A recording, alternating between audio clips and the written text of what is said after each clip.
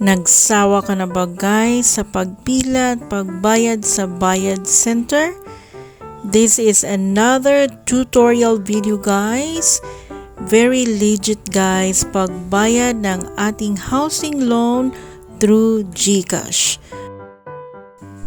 Merry Christmas po sa lahat and thank you for the support. Back to the tutorial. So first step guys is pasok tayo sa GCash. Dapat may laman ang ating GCash. So type lang natin ang PIN. So click lang natin yung bills guys. After that, look for government.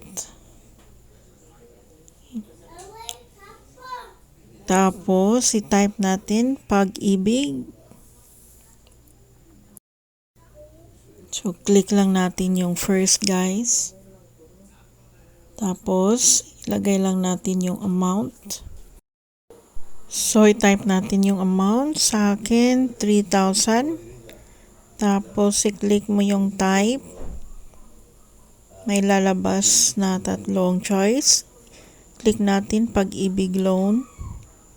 Tapos, i-fill up lang natin yung reference number natin guys. At saka yung date. Kahit i-fill up mo yung day, ang lalabas pa rin is yung year at saka yung month.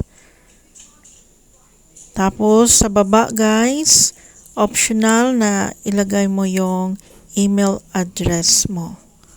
So, if you want to be prompt sa email, pwede mo siyang lagyan.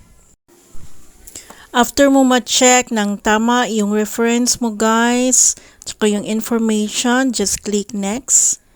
Then, click confirm.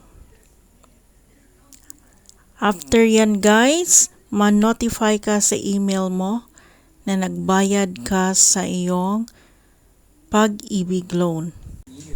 So, chinek na natin ang ating Gmail guys. Na-prompt na tayo na nagbayad na tayo sa ating Pag-ibig housing loan. So, ganun lang siya kadali guys.